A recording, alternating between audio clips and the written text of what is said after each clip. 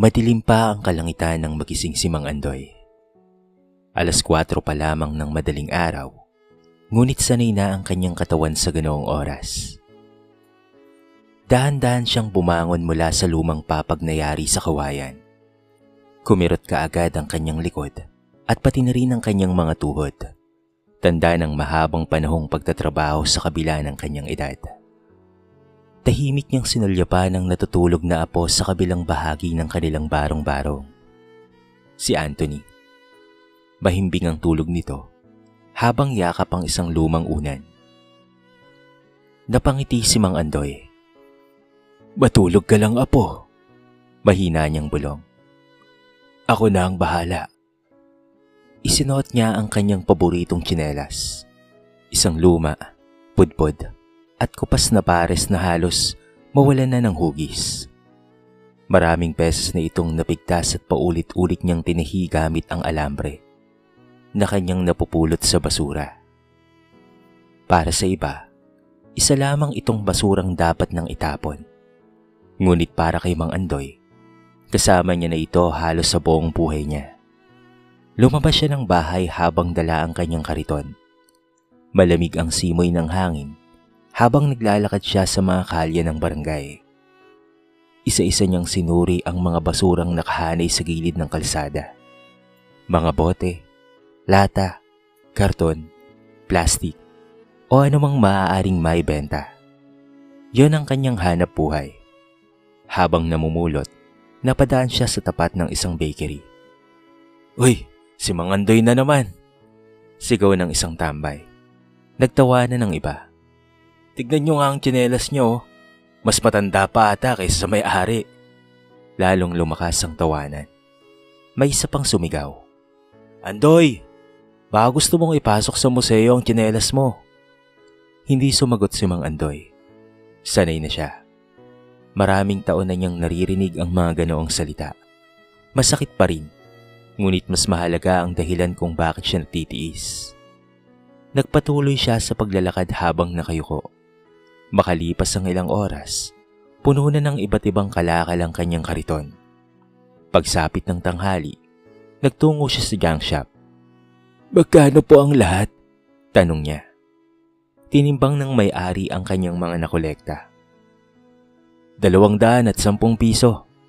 Napangiti si Mang Andoy. Malaki na yon para sa kanya. Maingat niyang inilagay ang pera sa kanyang bulsa. Paglabas niya ng junk shop, nadaanan niya ang isang tindahan ng school supplies. Huminto siya. Napansin niyang halos ubos na ang notebook ni Anthony nitong mga nakaraang araw. Kaya kahit gutom, bumili siya ng 2 bagong kwaderno. Pagkatapos ay nagtungo siya sa palengke. Habang bumibili ng kaunting gulay, nakita siya ni Aling Cora. "Ay, Andoy," malakas nitong sabi. "Hindi ka ba rin ba nagsasawa sa kakapulot ng basura? Napalingon ang ibang mga tao. Tingnan mo nga ang sarili mo.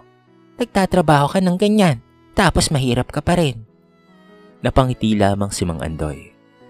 "Wala pong masama sa marangal na trabaho, Aling Cora." Napairap ang babae. Ngunit hindi na siya pinansin ng matanda. Nang makauwi siya ng gabing iyon, agad siyang sinalubong ni Anthony. "Lolo, kumain na po ba kayo?" Ngumiti si Mang Andoy. "Oo, apo, kumain na ako kanina." Ngunit kasinungalingan iyon. Hindi pa siya kumakain buong araw. Iniabot niya ang mga notebook. "Luma na kasi ang gamit mo, apo." Nagulat si Anthony. "Lolo, bumili ka pa po talaga nito?" "Importante ang pag-aaral." Niyakap siya ng binatilyo. At sa simpleng yakap na yon, tila nawala ang lahat ng pagod ng matanda. Nang gabing iyon, habang natutulog si Anthony, tahimik na nakaupo si Mang Andoy sa tabi ng bintana. Pinagmasdan niya ang kanyang lumang tsinelas na puno ng tahi at bakas ng panahon. Pagkatapos ay tumingin siya sa natutulog na apo. Napuno ng pagmamahal ang kanyang mga mata. Hindi man marangya ang buhay nila, pero sapat na sa kanya ang makita si Anthony na may pangarap. Dahan-dahan siyang napabuntong hininga. "Balang araw," bulong niya sa sarili. "Hindi mo na mararanasan ang hirap na dinanas ko." Tumingin siyang muli sa kanyang apo at sa katahimikan ng gabi, isang ngiti ang sumilay sa kanyang mukha. Ikaw ang pinakamahalagang biyayang ibinigay sa akin ng Diyos, Anthony. Lumipas ang mga taon at unti-unting nagbinata si Anthony. Sa edad na 17, hindi na siya ang batang dating kontento sa simpleng buhay kasama si Mang Andoy. Habang lumalaki ito, mas dumarami rin ang kanyang mga tanong patungkol sa sarili. Tuwing papasok siya sa paaralan, hindi niya maiwasang mapansin ang malaking pagkakaiba niya sa kanyang mga kaklase. May mga sinusundo ng kanilang mga magulang gamit ang motorsiklo o kotse. May mga nakakapagbakasyon. May mga bagong cellphone at mamahaling sapatos. Samantalang siya, araw-araw na naglalakad papasok habang suot ang ilang ulit ng tinahing sapatos na binili ni Mang Andoy sa ukay-ukay.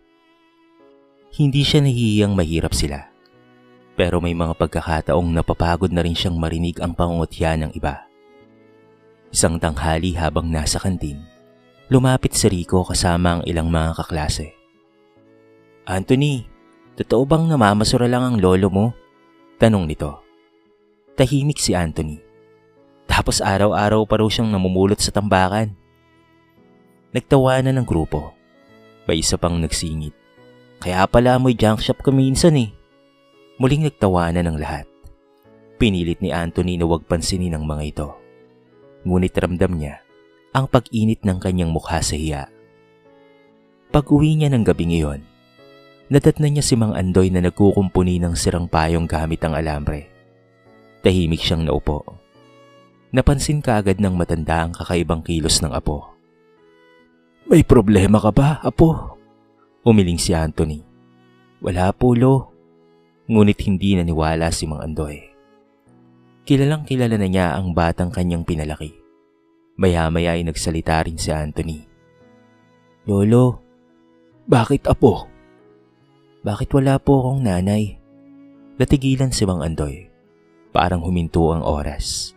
Matagal bago siya nakasagot. Nasa Diyos na sila, apo. Kasama po ng tatay ko. Tumango ang matanda. Yan na naman ang sagot na matagal nang naririnig ni Anthony. At habang tumatagal, lalo siyang hindi nakukontento rito. Lolo, bakit wala po tayong kamag-anak? Tahimik muli si Mang Andoy. Bakit wala pong dumadalaw man lang sa atin? Wala pa ring sagot. Lolo, huminga ng malalim ang matanda. Kumain ka na muna. Napabuntong hininga si Anthony. Tuwing magtatanong siya, laging iniiwasan ng matanda ang usapan. Parang may malaking bagay itong itinatago. Makalipas ang ilang araw, habang naglalakad pa uwi si Anthony, dadaanan niya ang dalawang matandang kapitbahay na nagkikwentuhan sa labas ng kanilang bahay. Hindi nila napansing naroon siya. Ang laki na pala ni Anthony. Aba, oo nga eh. Pero alam mo ba, hanggang ngayon hindi ko pa rin makita ang pagkakahawig niya kay Andoy. Tumango ang isa. Totoo yan. Kahit noong bata pa siya eh, hindi na talaga kahawig. Napakunot ang noo ni Anthony. Lalo na ang kulay ng balat at mukha. Parang ang hindi sila magkadugo. Nanlaki ang kanyang mga mata. Pabilis siyang nagtago sa likod ng puno upang hindi mahalata. Hoy, tumahimik ka lang. Napakalakas naman ang boses mo. Bulong ng isa. Baka may makarinig. Nagpatuloy ang usapan ng mga matatanda. Ngunit hindi na yun narinig ni Anthony. Parang umaalingaw na lamang sa kanyang isip ang mga katagang. Parang hindi naman sila magkadugo. Buong gabi siyang hindi mapakali. Habang nakahiga siya, paulit-ulit na bumabalik sa kanyang isip ang mga salitang iyon. Naalala niya ang lahat ng tanong na hindi sinasagot ni Mang Andoy. Naalala niya kung bakit wala siyang mga kamag-anak, kung bakit wala siyang litrato ng kanyang mga magulang, kung bakit wala siyang anumang alaala patungkol sa nakaraan. At sa unang pagkakataon sa kanyang buhay, nakaramdam siya ng takot. Takot na baka ang mga sagot na matagal na niyang hinahanap ay mas masakit pa kaysa sa kanyang inaakala. Habang nakatingin siya sa kisame ng kanilang maliit na bahay, hindi niya namalayang tumutulo na pala ang kanyang mga luha. At sa gabing iyon, nagsimulang mabuo sa kanyang isip ang isang tanong na babago sa kanilang buhay. Sino ba talaga ako? Mula nang marinig ni Anthony ang usapan ng dalawang kapitbahay, tila may nagbago sa kanya. Hindi na siya ganoon kasigla. Hindi na rin siya gaanong nakikipagkwentuhan kay Mang Andoy. Sa bawat paggising niya sa umaga, iisa lamang ang tanong na gumugulo sa kanyang isip. Sino ba talaga ako? Habang tumatagal, lalo siyang nagiging iritable at mainitin ang ulo. Maging sa paaralan ay napapansin na ito ng kanyang mga guro. Minsan, habang nagtuturo ang kanilang advisor, nakatulala lamang siya sa bintana. Hindi niya marinig ang leksyon. Puno ng katanungan ang kanyang isip. Pagkatapos ng klase, muli na naman siyang nilapitan ni Rico at ng mga kaibigan nito. Anthony, kamusta na ang lolo mong basurero? Nakangising tanong na Rico. Hindi kaagad sumagot si Anthony. Ngunit nang marinig ang tawanan ng grupo, bigla siyang napatayo. Tumahimik ka nga! Nagulat ang lahat. Hindi sanay ang mga ito na sumagot siya. Ano? Totoo naman ah! Pangaasar pa ni Rico. Sa sobrang galit ni Anthony, muntikan niya nang masuntok ang kaklase kung hindi lamang siya napigilan ng kanilang guro. Dahil sa insidenteng iyon, pinatawag siya sa guidance office. Pag-uwi niya, naghihintay si Mang Andoy sa labas ng bahay. Anong nangyari, apo? Mahinaong tanong nito. Wala. Sinabi ng advisor mo na nakipag-away ka raw. Napabuntong hininga si Anthony. Lolo, pagod na akong marinig ang mga panginsulto nila. Tahimik na nakinig ang matanda. Pagod na akong maging mahirap. Parang sinaksak ang dibdib ni Mang Andoy nang marinig ang mga salitang iyon. Ngunit pinili niyang unawain ang kanyang apo. Alam niyang marami itong dinadala sa buhay. Lumipas ang mga linggo. Mas lalong lumayo ang loob ni Anthony. Madalas na siyang umuwi ng gabi. Kung minsan, ay hindi na siya sumasabay kumain. May mga pagkakataong ring hindi na siya nagpapaalam kung saan pupunta. Isang gabi, 10:00 na nang makauwi siya. Nag-aalala lang naghihintay si Mang Andoy sa labas. Saan ka galing? Nag-alala ako sa iyo. Nakikipagkaibigan lang, lo. Anong oras na, oh? Ayos lang naman ako. Hindi na napigilan ng matanda ang kanyang sarili. Anthony, ginagawa ko ang lahat para sa iyo. Sana naman isipin mo rin ang nag-aalala sa iyo. Napailing ang binata. Lahat na lang patungkol sa sakripisyo mo. Natigilan si Mang Andoy. Hindi niya akalaing maririnig iyon mula sa batang itinuring niyang sariling dugo. Kinabukasan, nagtungo si Mang Andoy sa palengke upang maghanap ng mga karton at bote. Tulad ng dati, suot niya ang kanyang lumang tsinelas. Habang naglalakad siya, nakita siya ni Aling Cora at ng ilang tindera. Ay, Andoy! Malakas nitong tawag. Napalingon ang mga tao. Buhay pa pala ang tsinelas mo. Nagtawanan ng mga nakarinig. Kailan mo babalak yang itapon? Sumagot si Mang Andoy. Kapag naging milyonaryo na ako. Mas lalo silang nagtawanan. Ngunit hindi yun masayang tawanan. Tawanan na yun ng pangmamaliit. Sakto namang naroon si Anthony. Pauwi na sana siya mula sa paaralan nang makita niya ang eksena. Nakita niya kung paanong pinagtatawanan ng kanyang lolo. Nakita niya kung paanong yumuko ang matanda habang pilit nang umingiti. At sa halip na lumapit at ipagtanggol ito, nanatili siyang nakatayo. Nakaramdam siya ng matinding hiya. Hindi dahil sa ginawa ni Mang Andoy, kung hindi dahil sa tingin niya, siya rin ay pinagtatawanan ng lahat. Mabilis siyang tumalikod at naglakad papalayo. Hindi niya napansing nakita siya ng matanda. Umuwi si Anthony na mabigat ang loob. Galit, nalilito, nasasaktan. At higit sa lahat, naiinggit sa mga kabataang may normal na pamilya. Nang gabing iyon, naghahapunan sila ng tahimik. Maya-maya ay biglang nagsalita si Anthony. Lolo, bakit apo? Hindi makatingin ang binata. Ngunit lumabas pa rin ang mga salitang matagal ng kinikimkim. Minsan, naisip ko po, sana iba na lang ang naging pamilya ko. Parang tumigil ang paghinga ni Mang Andoy. Unti-unti niyang ibinaba ang hawak na kutsara. Hindi siya nagsalita, hindi rin siya naghahalip. Ngunit sa unang pagkakataon, nakita ni Anthony ang matinding lungkot sa mga mata ng matanda. Lungkot na mas masakit pa kaysa sa anumang sigaw o galit. At nang gabing iyon, habang tahimik na umiiyak si Mang Andoy sa isang sulok ng bahay, hindi niya alam na papalapit na pala ang araw kung kailan mapipilitan siyang sabihin ang lihim na buong buhay niyang itinago. Mula nang masabi ni Anthony ang mga salitang iyon, tila mas naging tahimik si Mang Andoy. Hindi na siya gaanong nagkikwento habang kumakain.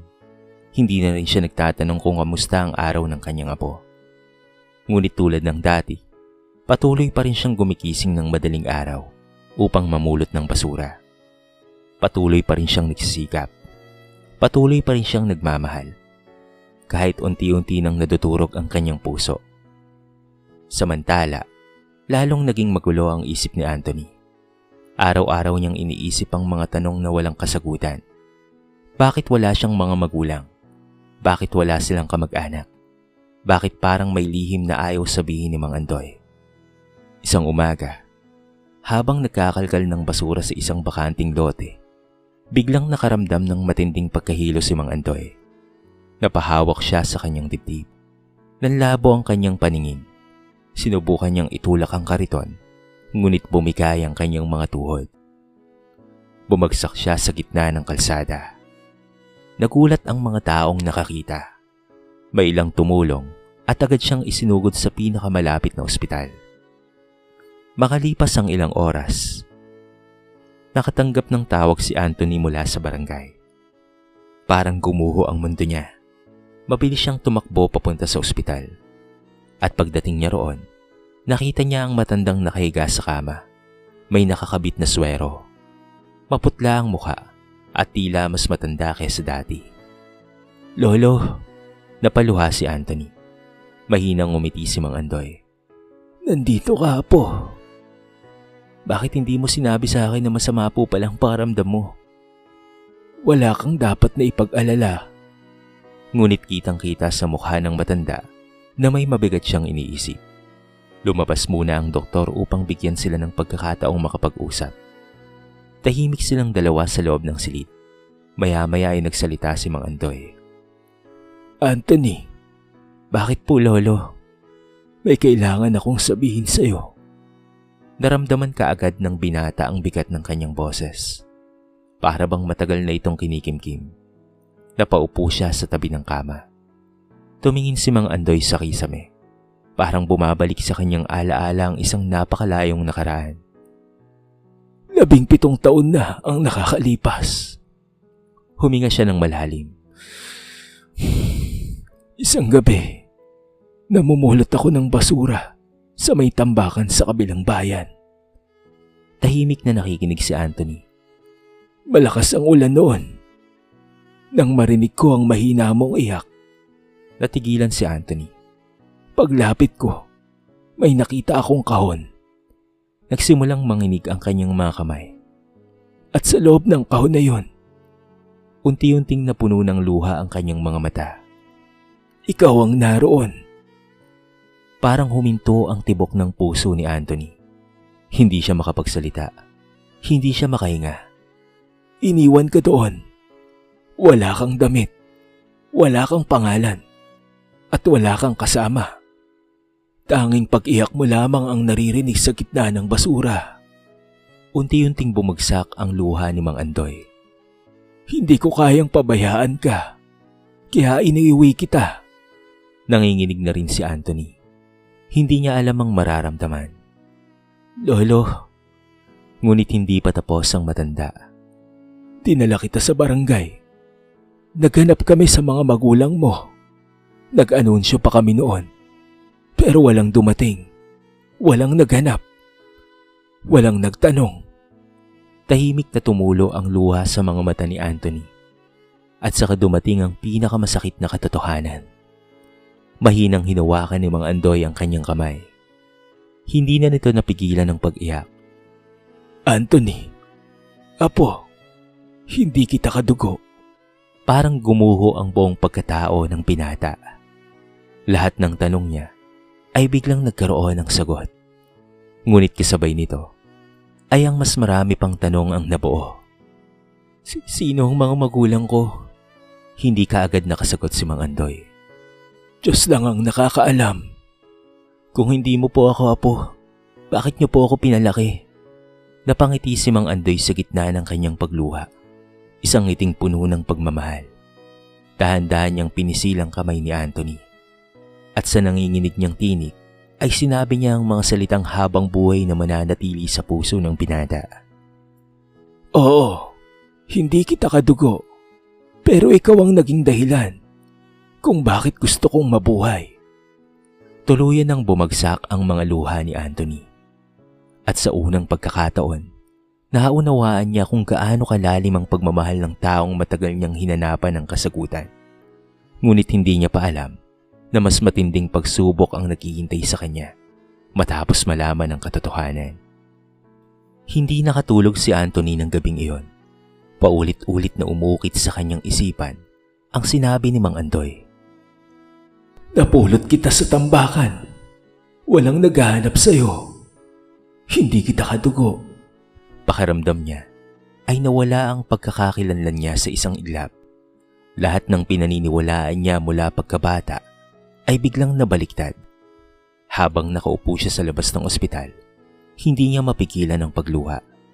Hindi niya alam kung sino siya. Hindi niya alam kung saan siya nanggaling. At lalong hindi niya alam kung bakit siya iniwan ng mga taong nagluwal sa kanya sa mundo.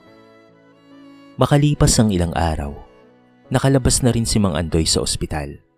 Ngunit kahit magkasama na silang muli sa bahay, hindi na tulad ng dati ang kanilang samahan. Tahimik si Anthony. Madalas siyang magkulong sa kanyang silid. Kung minsan ay hindi siya sumasabay kumain.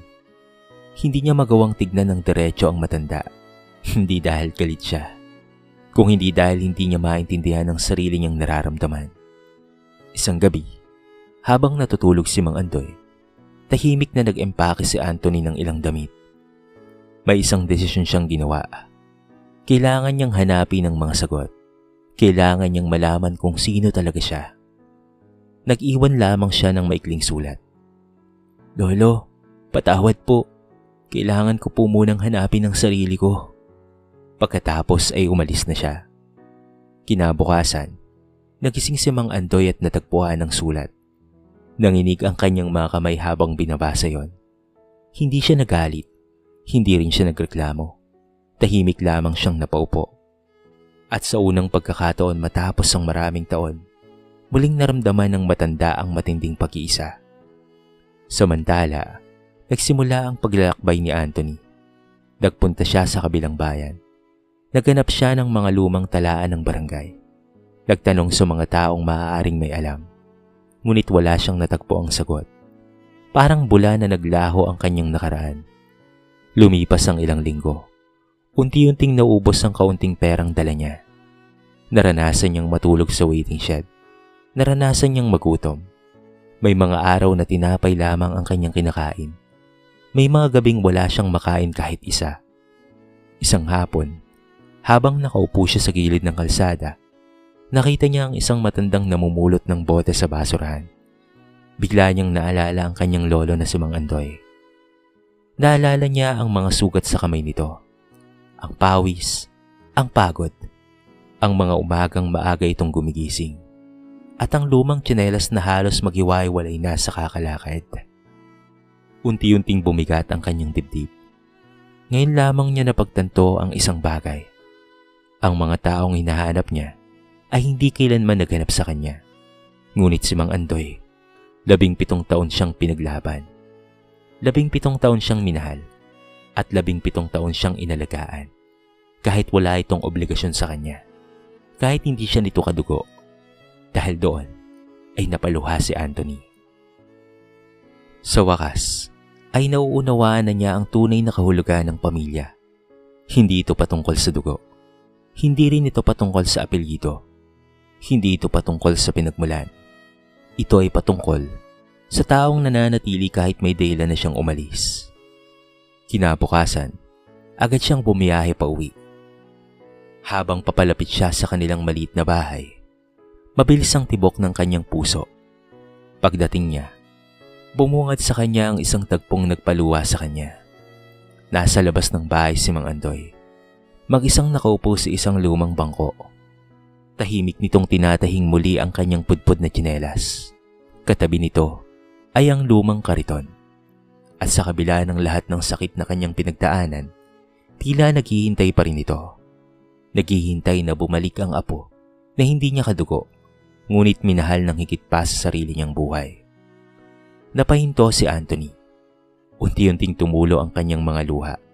At sa sandaling iyon, alam niyang natagpuan na niya ang sagot na matagal na niyang hinahanap. Hindi sa mga talaan, hindi sa mga dokumento, hindi sa mga taong nag-abandona sa kanya, kung hindi sa matandang lalaking nakasuot ng lumang tsinelas na hindi kailanman tumigil sa pagmamahal sa kanya. Hindi na napigilan pa ni Anthony ang kanyang sarili. Mabilis siyang lumapit kay Mang Andoy. "Lolo!" Sa isang iglap, nanlaki ang kanyang mga mata. "Anthony! Apo!" Tumayo kaagad siya mula sa bangko. Ngunit bago pa siya makapagsalita, mahigpit na siyang niyakap ng binata. Pareho silang napaluha. "Patawad po, Lolo." Nanginginig na sabi ni Anthony. "Patawad po sa lahat ng mga nasabi ko." Tahimik lamang na yumakap si Mang Andoy. Parang ayaw na niyang pakawalan ng kanyang apo. Akala niya ay hindi na ito babalik. Akala niya ay muli siyang maiiwang mag-isa sa mundo. Ngunit naroon na muli si Anthony. At sapat na yon para mapasaya ang kanyang puso. "Lolo," umiiyak na sabi ng binata. "Wala po akong nakita. Wala akong natagpo ang pamilya." Mahinang ngumiti si Mang Andoy. "Dahil minsan, ang pamilya ay hindi hinahanap." Napatingin si Anthony sa kanya. "Ibinibigay ito ng Diyos." Tuluyan ang bumuhos ang kanyang mga luha. Sa araw na yon, nangako siya sa sarili. Hindi na niya sasayangin pa ang lahat ng sakripisyo ng matanda. Hindi niya nahahayaang manatiling mahirap ang taong nagmahal sa kanya ng walang kapalit. Mula noon, ay nagbago si Anthony. Mas naging seryoso siya sa pag-aaral. Kapag walang pasok, tumutulong siya sa mga kapitbahay. Nagdi-deliver ng tubig, nagbubuhat ng paninda, naglilinis ng mga bakuran, kapalit ng pera. Lahat ng maliit na kita niya ay iniipon niya, habang si Mang Andoy naman ay patuloy pa ring namamasura. Ngunit ngayon, hindi na ito nahihiya. At lalong hindi na nahihiya si Anthony sa kanya. Kapag may nangungutya sa kanyang lolo, ipinagmamalaki niya pa ito. "Dahil sa kanya, kaya ako nakakapag-aral." Unti-unting napansin ng mga tao ang pagbabago ng binata. Lumipas ang mga taon. Nagtapos si Anthony ng senior high school bilang isa sa may pinakamataas na marka sa kanilang paaralan. Dahil dito, nabigyan siya ng scholarship sa kolehiyo. Hindi naging madali ang lahat. Maraming gabi na kulang sila sa pagkain. May mga pagkakataong halos mawala na sila ng pambayad sa kuryente. Ngunit hindi sila sumuko. Kapag napapagod si Anthony, naaalala niya ang lumang tsinelas ni Mang Andoy. Ang bawat punit nito, ang bawat tahi, at ang bawat bakas ng putik. Lahat ng iyon ay sumisimbolo sa mga sakripisyong ginawa ng matanda para sa kanya. At yon ang nagbibigay sa kanya ng lakas. Pagkaraan ng ilang taon, dumating rin ang pinakahihintay nilang araw. Nakatayo si Anthony sa entablado habang suot ang kanyang toga. Kasama siya sa mga nagtapos ng may karangalan. Mula sa audience, umiiyak si Mang Andoy habang pinagmamasdan siya. Hindi siya makapaniwalang ang sanggol na minsan niyang napulot sa tambakan ay isa na ngayong ganap na profesional. Pagkatapos ng seremonya, agad na niyakap ni Anthony ang kanyang lolo. "Para po sa inyo to, Lolo." Ngunit hindi doon nagtapos ang kanilang tagumpay. Dahil sa sipag at talino, mabilis na nakahanap ng magandang trabaho si Anthony. Unti-unti nilang naiahon ang kanilang buhay sa kahirapan. Nakapagpagawa sila ng maayos na bahay. Nagkaroon ng maliit na negosyo. At sa unang pagkakataon, hindi na kailangang mamulot ng basura ni Mang Andoy. Isang araw, umuwi si Anthony na may dalang malaking kahon. "Lolo, may regalo po ako sa inyo." Ngumiti si Mang Andoy. "Ano yan, apo?" Dahan-dahang binuksan ni Anthony ang kahon. Isang mamahaling pares ng sapatos ang laman nito. Nanlaki ang kanyang mga mata.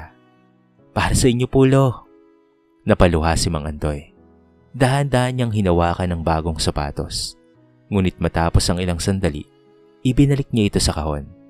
Nagulat si Anthony. "Lolo, bakit po?" Ngumiti ang matanda habang tumitingin sa kanyang lumang tsinelas na nakapatong sa tabi ng pinto.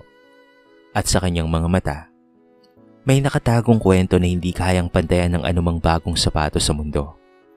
Isang kwentong malapit ng malaman ni Anthony. Nagtaka si Anthony nang hindi isinuot ni Mang Andoy ang bagong sapatos. Ilang araw niya itong pinag-ipunan. Gusto niyang maranasan ng matanda ang ginhawang hindi nito naranasan sa loob ng maraming taon. Ngunit sa halip na isuot ang bagong sapatos, nanatili pa ring nakalagay sa tabi ng pinto ang lumang tsinelas. Ang parehong tsinelas na ilang beses nang napigtas. Ang parehong tsinelas na paulit-ulit na tanahi. At ang parehong tsinelas na kasama ni Mang Andoy sa pinakamahirap na yugto ng kanilang buhay.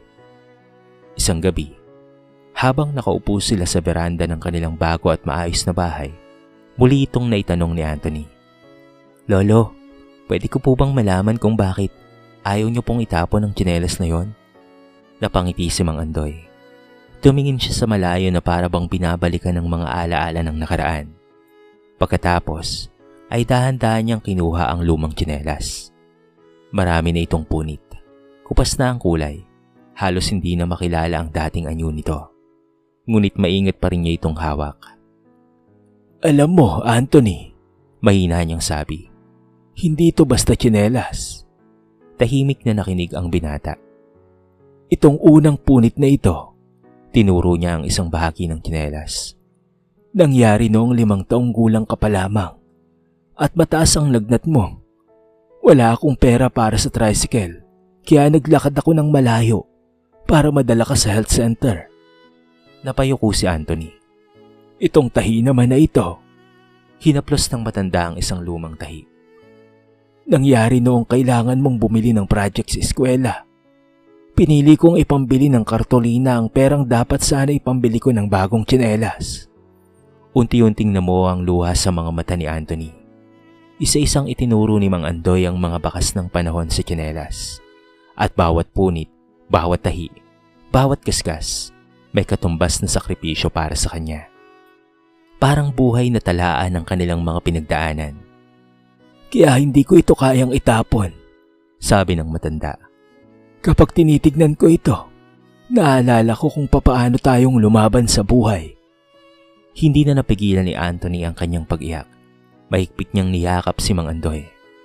At sa yakap na yon, parang bumalik ang lahat ng panahong magkasama nilang hinarap ang gutom, ang pagod, at ang pangungutya ng mundo. Lumipas pa ang ilang mga araw, buwan, at pati na rin mga taon. Lalong umunlad ang buhay nila. Lumaki ang negosyong itinayo ni Anthony. Naging matagumpay siyang negosyante at kinilala sa kanilang bayan. Ngunit sa kabila ng tagumpay, hindi niya kailanman kinalimutan kung saan siya nagsimula. Isang araw, nagdaos ang barangay ng pagkilala sa mga taong naging inspirasyon sa komunidad. Isa si Anthony sa mga pinarangalan.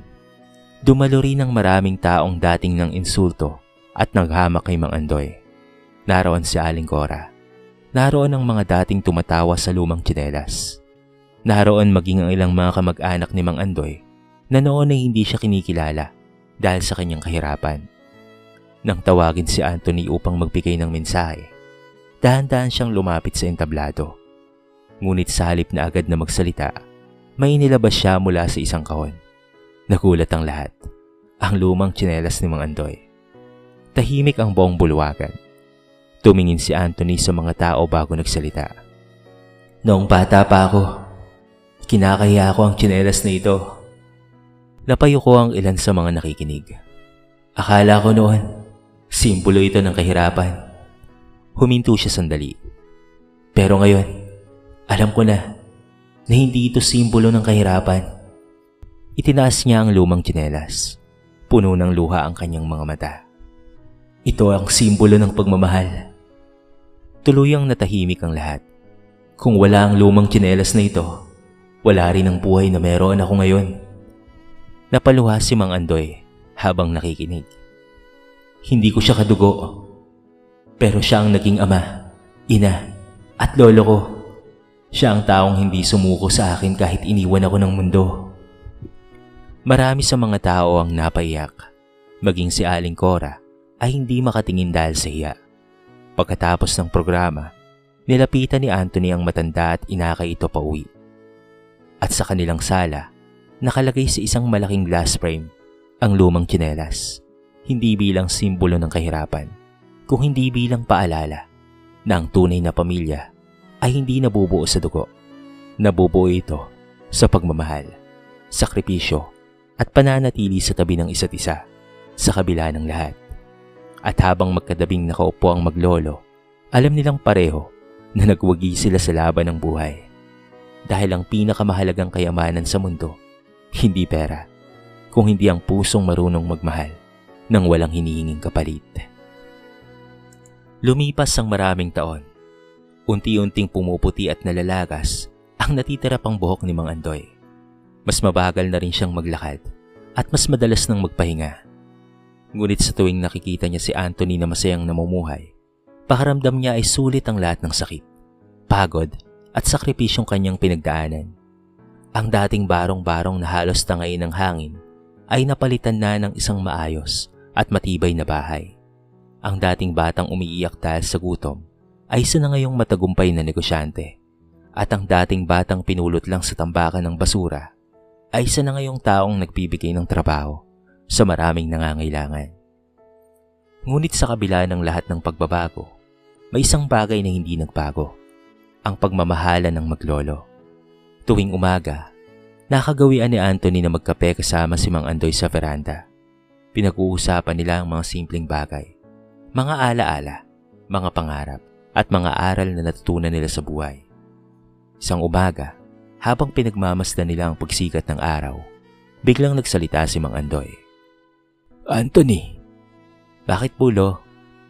Masaya na ako. Napangiti si Anthony. Bakit niyo naman po nasabi lo? Tumingin ang matanda sa kanya. Dahil nakita ko nang natupad mo ang mga pangarap mo at natupad ko rin ang pangarap ko para sa iyo. Unti-unting napuno ng luha ang mga mata ni Anthony. Naalala niya ang lahat. Ang kariton ng kanyang lolo, ang tambakan, at ang gutom. Ang pangotya ng mga tao, at ang lumang tsinelas na naging saksi sa lahat ng iyon. Hindi ko po ito mararating lo, kung hindi po dahil sa inyo. Mahinang umiti si Mang Andoy. Hindi apo. Sadyang ginabayan tayo ng Panginoon para naman kahit papaano ay kuminhawa ang ating buhay, lalo na ikaw. Hindi lang ako ang nagmamahal sa iyo. Bahal ka rin ng Diyos. Lumipas pa ang ilang mga buwan. Isang gabi, habang maimbing na natutulog si Mang Andoy, tahimik itong pumanaw. Walang sakit, walang paghihirap. Parang natulog lamang matapos ang isang mahabang paglalakbay. At nang umagang iyon, tuluyang nabasag ang puso ni Anthony. Hindi niya mapigilan ang kanyang pag-iyak habang hawak ang malamig na kamay ng taong minsang pumulot sa kanya mula sa tambakan ng basura. Ngunit kasabay ng kanyang pagluha ay ang pasasalamat dahil minsan sa kanyang buhay may isang tao na piniling mahalin siya kahit walang dahilan para gawin iyon. Sa araw ng libing, halos buong barangay ang dumalo. Mga taong minsang tumawa, mga taong minsang nanghamak, mga taong minsang minamalit si Mang Andoy. Lahat sila ay naroon upang magbigay ng huling paggalang. At bago tuluyang isara ang kabaong, may nilagay si Anthony sa ibabaw nito. Hindi bulaklak, hindi pera, kung hindi isang larawan ng lumang tsinelas. Pagkaraan ng ilang taon, nagtayo si Anthony ng isang maliit na foundation para sa mga batang abandonado at ulila. Tinawag niya itong Andoy Foundation. Sa harap ng gusali ay may isang malaking rebulto. Hindi rebulto ng mayaman, hindi rin rebulto ng isang sikat na tao, kung hindi rebulto ng isang matandang nagtutulak ng kariton habang suot ang isang lumang pudpod na tsinelas. At sa ibaba nito ay nakaukit ang mga salitang, "Hindi hadlang ang kahirapan upang magmahal. Ang tunay na pamilya ay hindi nasusukat sa dugo kung hindi sa pusong handang magsakripisyo. Sa tuwing nakikita yon ni Anthony, napapangiti siya dahil alam niyang kahit wala na si Mang Andoy sa kanyang tabi, mananatili itong buhay sa kanyang puso.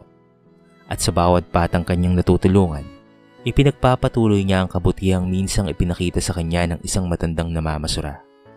Isang matandang minsang pinagtawanan ng mundo. Ngunit sa uli, siya pala ang may pinakamayamang puso sa lahat. Sa kwentong ito ay marami tayong mapupulot na aral. Ang tunay na pamilya ay hindi nasusukat sa dugo kung hindi sa pagmamahal at sakripisyo. Huwag husgahan ng tao patay sa kanyang trabaho, kasuotan o katayuan sa buhay. Ang mga sakripisyo ng mga taong nagmamahal sa atin ay madalas nating nauunawaan lamang kapag tayo ay tumanda o nakaranas ng pagsubok. Ang pagpapasalamat ay isa sa pinakamahalagang ugali na dapat nating taglayin. Ang kahirapan ay hindi hadlang sa tagumpay. At ang tunay na kayamanan ay hindi pera kung hindi ang pusong marunong magmahal nang walang hinihinging kapalit. Ang isang taong nagmahal sa'yo, nagsakripisyo para sa'yo, at nanatili sa tabi mo sa panahon ng hirap ay higit na mahalaga kesa sa sino mang kadugo mo, ngunit piniling talikuran ka. Ang tunay na pamilya ay binubuo ng pagmamahal, hindi lamang palagi ng dugo. Dito na po nagtatapos ang ating maiksing kwento sa araw na ito. Sana po ay nagustuhan nyo at sana po ay kinapulutan nyo ng maraming aral. Kayo mga kabarangay, ano ang masasabi nyo sa ating kwento? I-comment nyo naman po sa baba ang inyong mga reaksyon at babasahin natin ang lahat ng yan. I-comment nyo na rin kung taga saan kayo para naman malaman ko kung hanggang saan nakaabot ang video na ito. Paki-like and share na rin po ang ating kwento para mapakinggan rin ng iba. At kung bago ka pa lamang sa ating channel, baka naman pwedeng pakitang subscribe button at bell notification button para palagi kang updated sa mga bago nating upload na katulad nito. So paano mga kabarangay? Hanggang sa muli. Thank you so much and peace out.